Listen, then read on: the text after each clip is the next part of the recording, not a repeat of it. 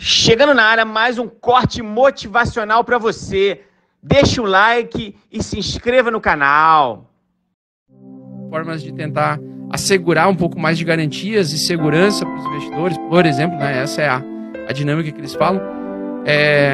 Tu vê que eles estão preocupados com isso, que eles sabem que isso vai acontecer. Então a gente está vivendo uma história absurda, assim. A gente até pode não dizer que a gente iniciou no Bitcoin lá, que nem a galera de 2011. Mas, cara, todos nós aqui dentro dessa sala, nós estamos vivendo a era do DeFi. Então o DeFi ele existe há 2 anos só. Ele surgiu em 2019, de fato, né? Começou com a rede Ethereum. E agora ela está evoluindo para outras redes, aí Avalanche, Solana e tudo mais. Mas a gente está vivendo essa história e as pessoas não querem participar disso, cara. Infelizmente. Mas por que você acha que elas não querem participar? É medo? Por medo de declaração de imposto de renda. Tu acredita se quiser. Muita gente não entra no mercado cripto porque não sabe declarar ou tem medo de declarar. Ou não sabe, ou se vê na situação. O cara já compra o primeiro Satoshi, já imaginando que tipo, a Polícia Federal vai arrombar a casa dele e vai levar ele. Da família, tá ligado? Basicamente é um medo muito idiota, assim, mas justamente é um medo muito grande. Né? Outro medo é não entender a volatilidade. Então, não saber lidar com a volatilidade. Isso é normal, porque a gente está numa cultura, né, de acostumar a ter o real como a certa estabilidade. Mas, cara, a gente pega os últimos 10 anos, compara o modelo centralizado e o modelo distribuído do Bitcoin. Centralizado é o real e o distribuído é o Bitcoin. O que aconteceu? Em 10 anos, o nosso poder de compra ruiu para 1/5 do que a gente podia comprar 10 anos atrás. Então, a gasolina ela saiu de R$2, já está quase R$7 ou 6. Até mais em alguns estados. Em alguns no Acre estados está 10, eu recebi de um seguidor então, esses dias. No Acre está R$10. Então, o nosso poder de compra já está indo pro saco. Aí tu pega o Bitcoin e compara dos últimos 10 anos o Bitcoin transformou várias pessoas em milionárias, né? Monetariamente falando, financeiramente falando. Então, o que acontece? A gente...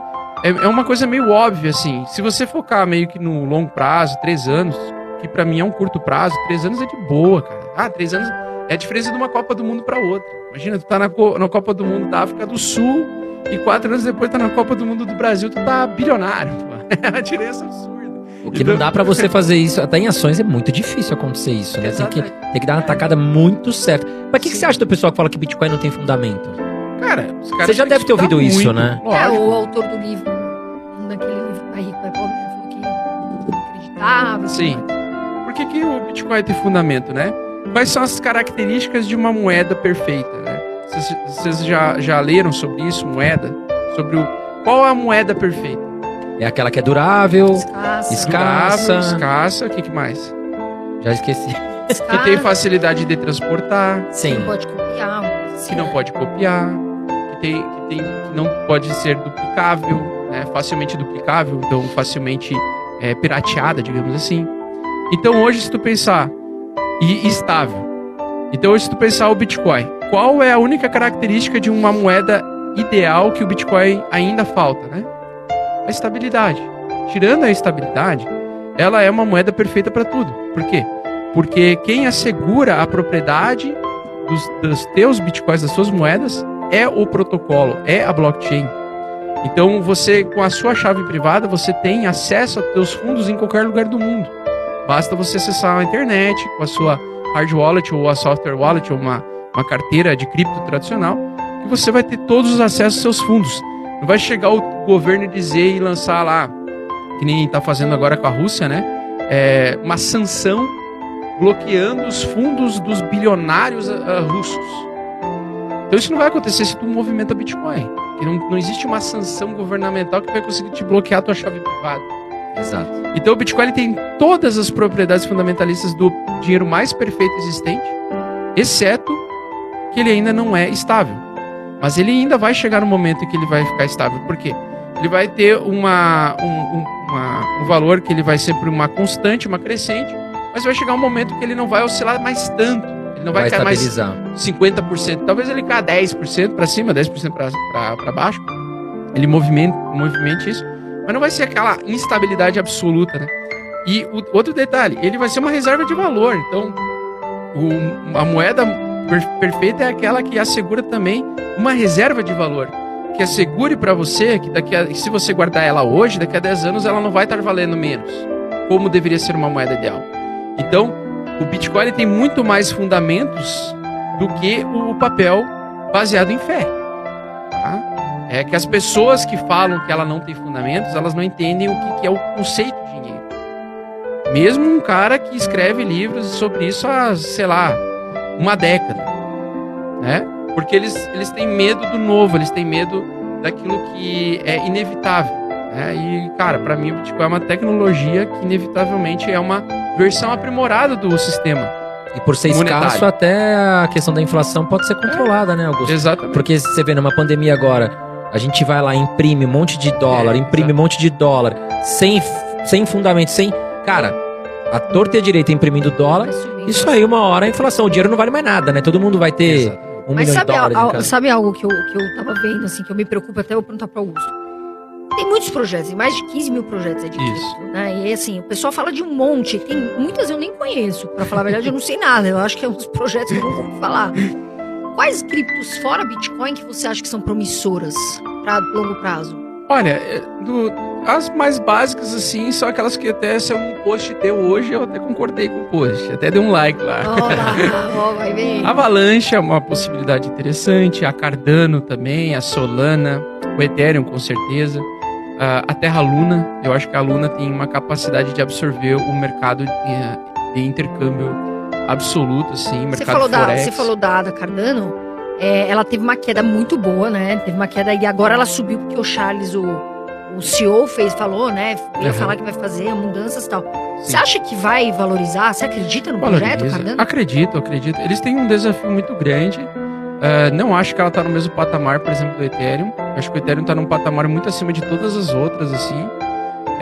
E o Ethereum conquistou isso por causa do tempo e por causa da entrega. Ele foi o primeiro a entregar, foi o primeiro que teve um teste de fogo de verdade, né?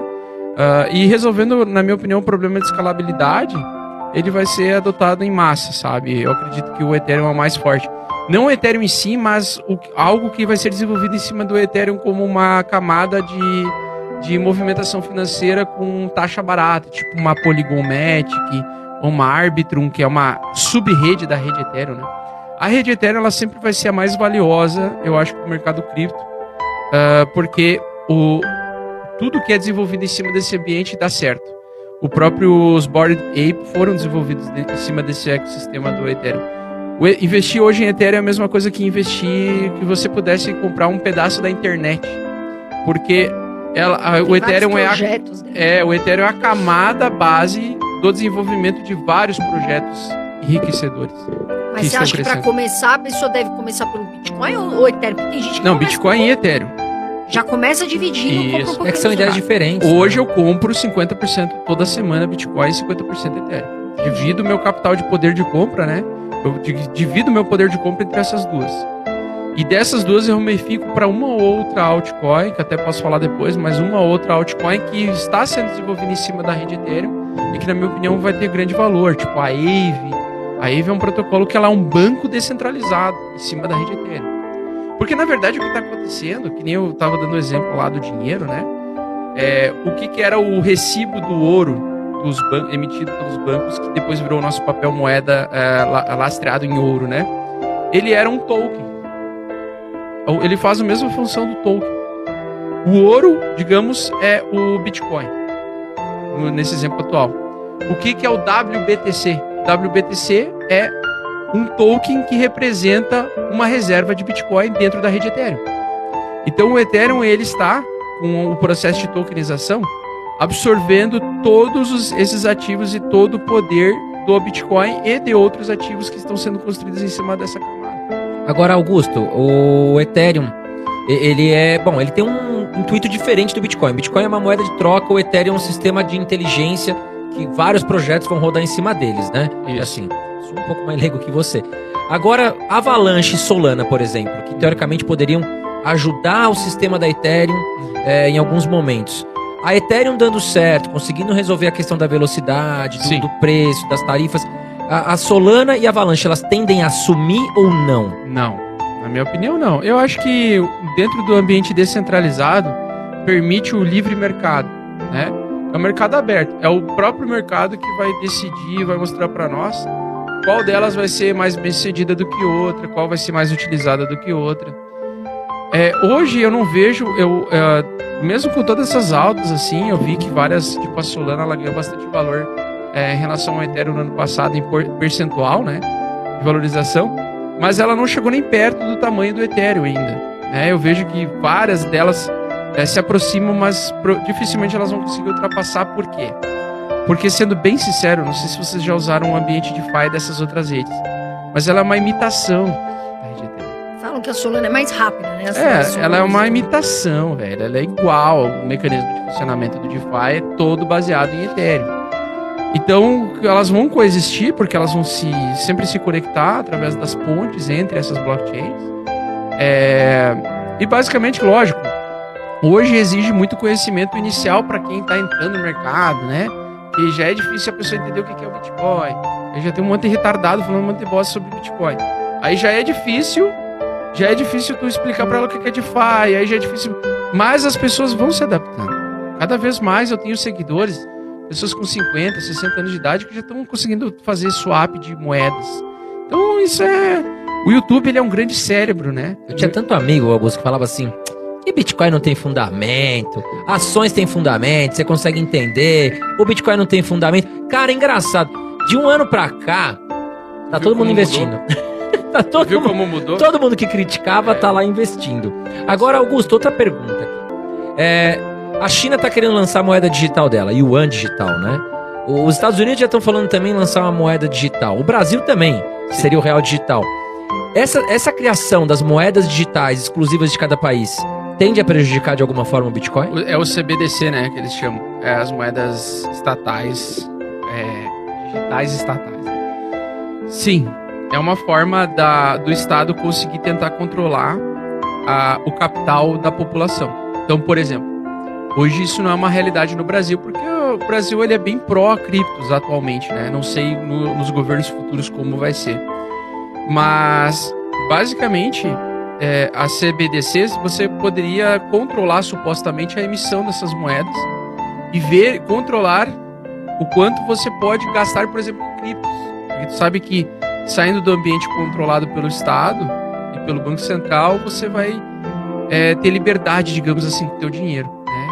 Então pode ser que futuramente saia, por exemplo, uma lei. Eu tô só especulando, tá, pessoal? Só lançando assim no ar, né? Mas uma CBDC o Brasil poderia dizer assim, a população não pode investir mais do que 20% da renda recebida pelo trabalho em criptos, por exemplo.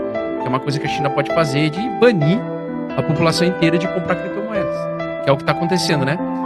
A pressão vendedora, os dados da blockchain mostram que eu tenho dados da Glassnode, né? A Glassnode é uma ferramenta de análise de movimentações on-chain. Então, o Bitcoin, por movimentar dentro de um ambiente de livre razão, e você consegue ver o que as pessoas, com quanto capital elas estão movimentando naquele livre razão, você consegue identificar qual é a origem daqueles Bitcoins. Aqueles Bitcoins estão sendo movimentados por uma IP lá da China, uma IP asiática, por exemplo. Então você consegue controlar mais ou menos as regiões. A pressão vendedora dos últimos 3 meses maior é asiática. Aliás, do último ano, né? Desde maio do ano passado, a maior pressão de venda de bitcoins é asiática. Origem asiática. Então é da China. E a maior pressão compradora é Estados Unidos e Inglaterra. Então esses dois... E Europa, aliás. Esses dois são os mais compradores de bitcoin. Aliás, perdão. Eu errei. Não é a Europa. É a África. O continente africano. Principalmente a parte sul da África e a parte ali abaixo do Egito ali também. Então que seria um pouco ao norte, mas na metade ali. Que daí tem ali a Tanzânia, a Etiópia, a Nigéria. Esses são os caras que mais compram Bitcoin, que mais movimentam, né? Depois dos Estados Unidos. Então Estados Unidos, por exemplo, Estados Unidos e Nigéria são os 2 países que mais compram Bitcoin. Eu ia falar Nigéria, sobre a Nigéria. Então, e depois a Europa, né? Então a gente tem ali esses 3 ambientes. E justamente por que ali na África, no continente africano, nós temos diversos países que compram Bitcoin. Porque eles não tinham... Tem vários países ali que não têm acesso ao sistema simples monetário tradicional, o banco, por exemplo. Entendi. Os caras não têm conta em banco, entendeu? Então eles estão usando cripto como uma solução. E logicamente os países subdesenvolvidos vão ser os que mais vão se beneficiar. Então os países subdesenvolvidos, como o próprio Brasil, vão ser os que mais vão se beneficiar.